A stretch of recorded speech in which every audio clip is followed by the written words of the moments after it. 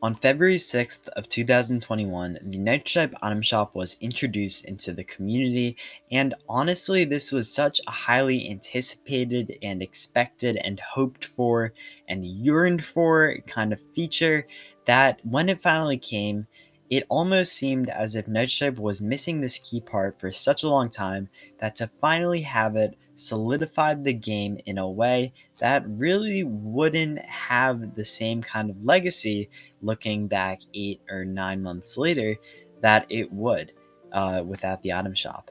This is kind of like a dramatic thing, but I genuinely do believe, and I believe a lot of people believe, that with the Nitro Type Item Shop addition, these older racers who may have built up and accumulated more wealth are constantly being able to spend that for themselves more, and I believe that this completely changes the landscape of the game. With any game, there are going to be people who disapprove of this, and while I don't believe that there's a huge disapproval of the item shop as a whole, there are very debatable topics such as costs and bringing back cars that are rare and such like that.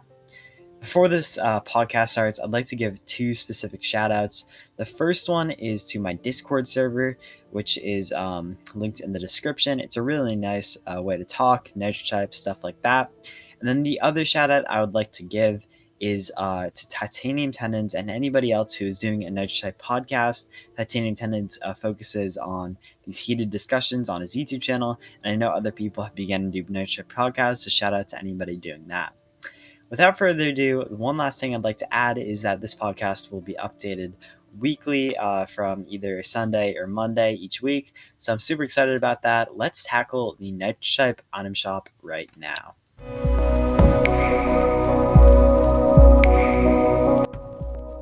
So if you're interested in Nitro Type and you came across this video, the chances of you knowing what the item shop is and how it works are pretty high. However, let's quickly go over what they are. The Nitro Type Daily Shop consists of 2 daily items that rotate, obviously daily, and then the weekly item shop, also called the featured items, is either 2 to 4 items, and it consists or it switches every 7 days. The Nitro Type Item Shop is also has 5 main dealerships, which kind of are a placeholder for the previous um, dealership, which was basically one big dealership that was always in place and very rarely had changes to it with additions of cars, and then some temporary events such as Holowampus, which is happening right now. I won't bore you guys too much with the details of the item shop because obviously you could hop onto the shop and see for yourself, but obviously these cosmetics are something that could really only be seen in the season pass and in the original dealership, so it's really cool to have this kind of rotating schedule of items. Now, obviously, if you have seen the item shop, you have also seen the prices on the items. In the featured item shop itself, just simply looking at it, the total for this featured week comes out to around $10 million in cash of Nitro Type, which is astronomical to the average Nitro Type player. For somebody who is simply in school and plays around 20 races a day, maybe something like that, they will come nowhere near to this amount to which they can afford the featured item shop cars. And this goes into our first debate regarding cost. What Nitro Type really has to try to balance is the debate as to whether or not cars should cost this much, such as a $2.5 million Coromoto NRX, which is a very cool looking car, but at the same time only available to just a few people who play it, or just to a few people who really save up for that car. Or should they let it out to everybody for maybe a reduced price of closer to 1 million, closer to 600,000, something like that?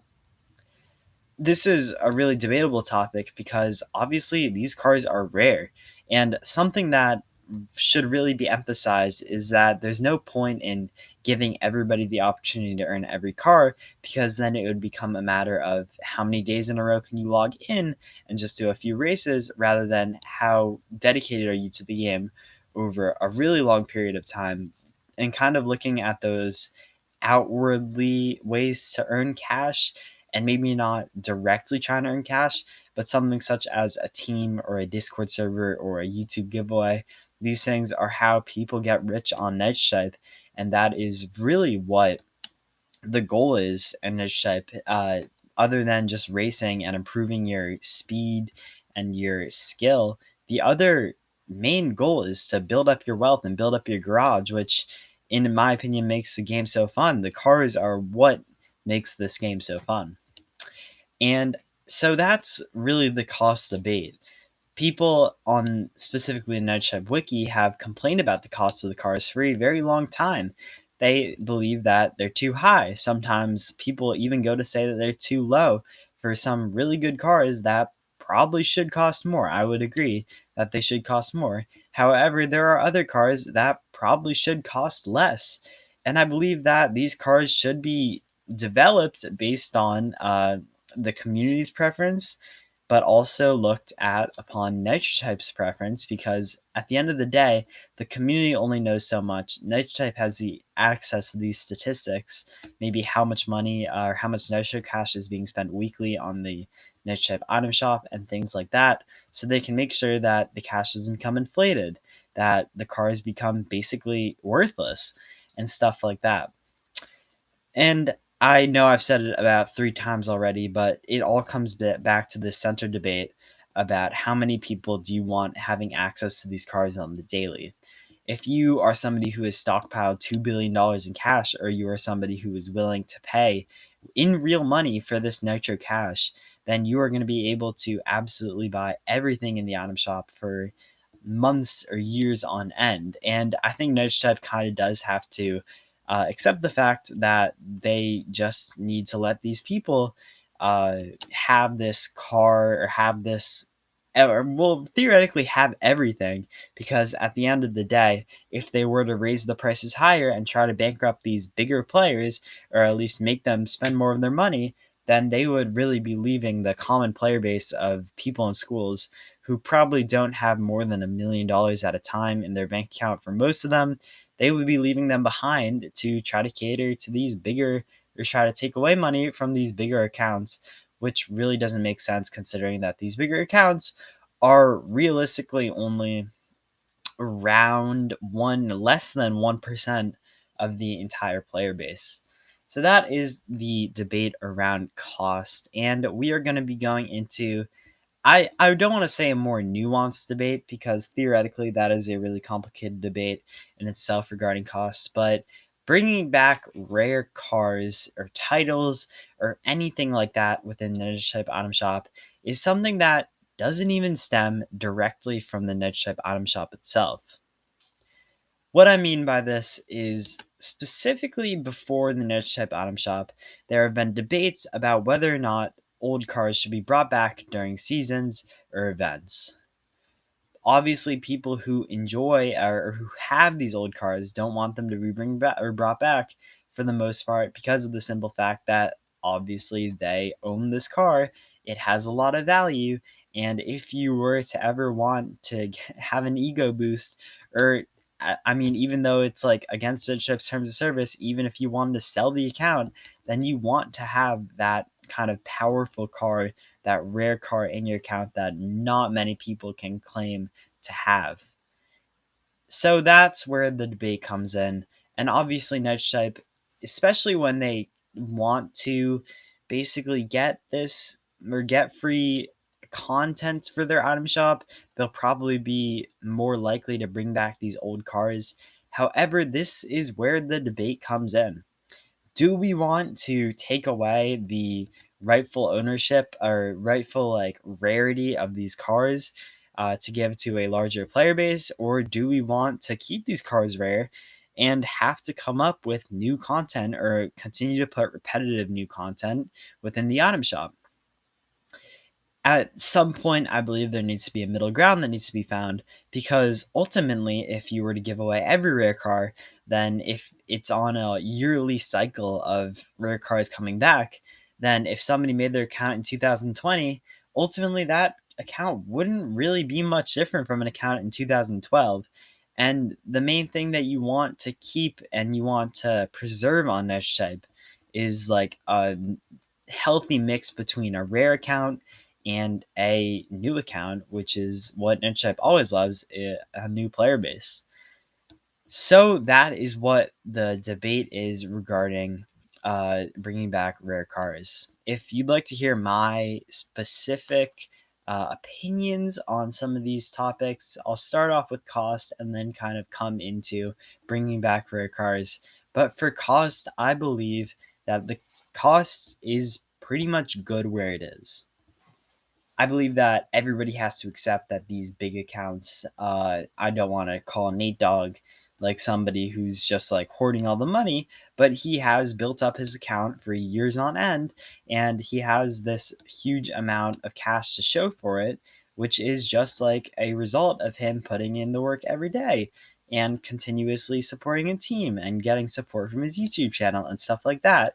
So I believe Nightshade kind of has to surrender the fact that Nate Dogg will be able to buy every car within the item shop if should he want to, because he has the cash for it.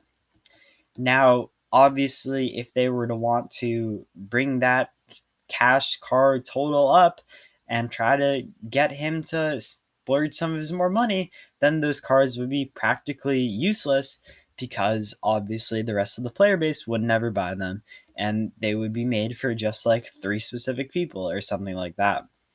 So that's all I wanted to say about the cost of cars. I believe they're in a good place right now. I believe that any casual player should be able to buy everything, and every great player should be able to buy everything just because of the fact that there are levels to dedication to this game.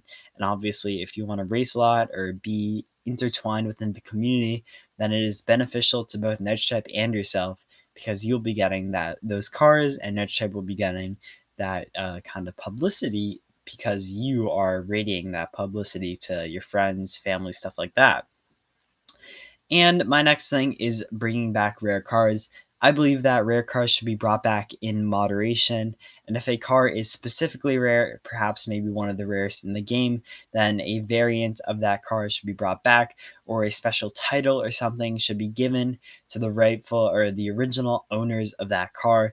Because obviously, at the end of the day, they want to preserve that title and they want to have something that shows ultimately that they own the car. Maybe not even having the car, but just having that kind of confirming aspect that they had a rare car at one point and still do have a rare aspect of their account. So yes, I believe that all rare cars should be brought back in moderation. If, for example, some of my rarest cars are the, I believe, 2018 X Max event cars, which one of them features is the Dark Elf. If they were to bring back the Dark Elf, who knows? They probably already did bring back the Dark Elf, but I just forgot. But for example, if they were to bring back the Dark Elf right now, I'd be okay with that because I believe that everybody should be able to enjoy the Dark Elf. And maybe if it's a really cool car, then yeah, everybody should be able to join it. If it's not a great car and they're clearly bringing it back just because it's rare and people will probably buy it more, then that's when I have to think that people should probably be rewarded for having the car, maybe with a title beforehand before they buy the car itself. So that's all I wanted to say about bringing back rare cars and the cost debates, how it works, the Nitro Type Item Shop in general. That I believe that people should really just appreciate the fact that it's here, not complain about it too much, and really just enjoy that we have this amazing thing that we can just come together as a community and talk about, and whether it be on a Discord server, in a YouTube comment, in a YouTube page, on a team with a message of the day. Anything like that is just such a great thing for the community. Thank you so much, everyone, for listening today to my kind of second podcast, but realistically my first podcast.